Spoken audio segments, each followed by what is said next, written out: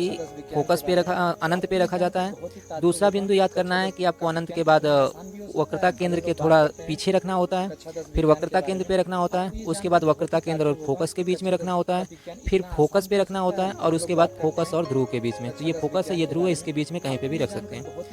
तो ये कुल आपके पास 6 जगह हो गई जहाँ पे वस्तु को रखा जा सकता है।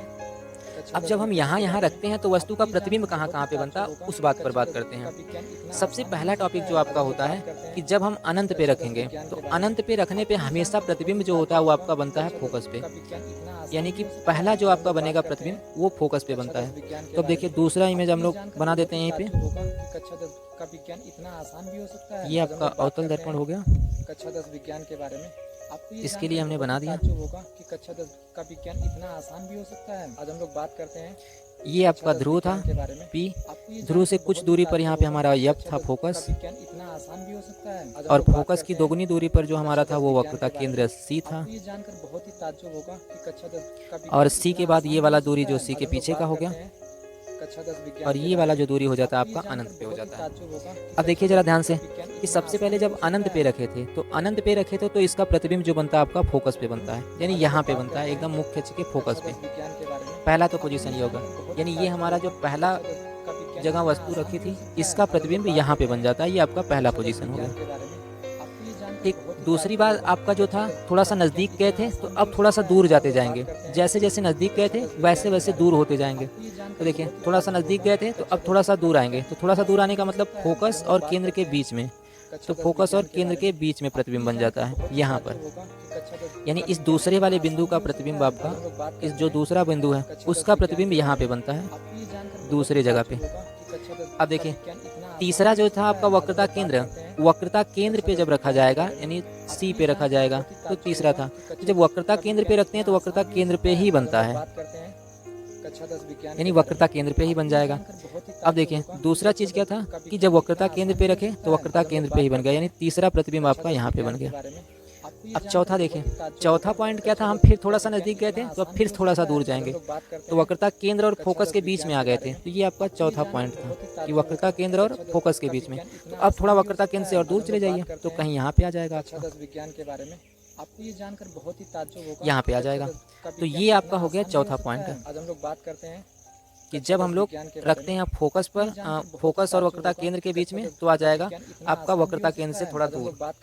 अब अगला जो आपका पांचवा पॉइंट था वो था फोकस। फोकस पे रखेंगे तो अब की बार अनंत पे बनेगा कहीं प्रतिबिंब, तो इधर कहीं आप अनंत पे बना दीजिए, ये अनंत वाला प्रतिबिंब हो गया, तो अनंत पे बन जाएगा, यानी कि ये आपका हो गया पांचवा।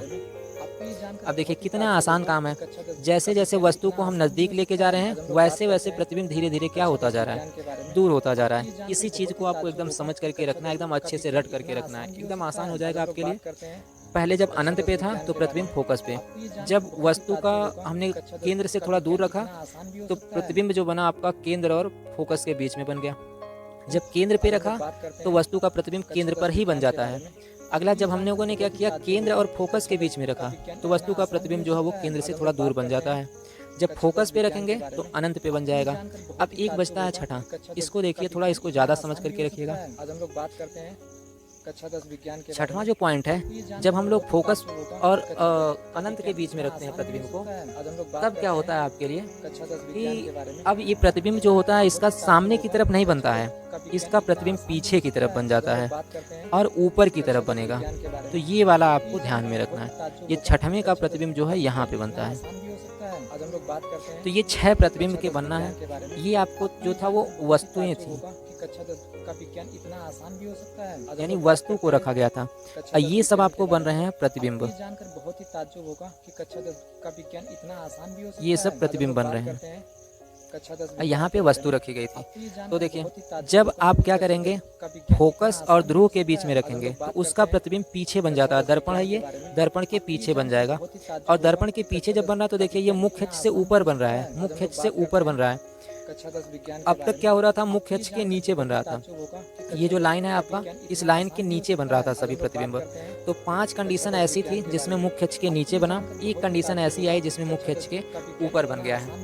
अब देखिए तो आपने क्या सीख लिया कि वस्तु को कहाँ रखेंगे तो उसका प्रतिबिंब कहाँ बनेगा। अब दूसरा चीज़ सीखिए, ये हमने पहले सीखा था प्रतिबिंब की स्थिति।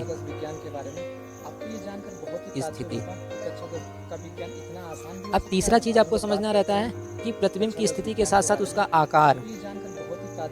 तीसरा पॉइंट है आकार, कि प्रतिबिंब का आकार कैसा बना। अब देखिए थोड़ा तुलना करिए,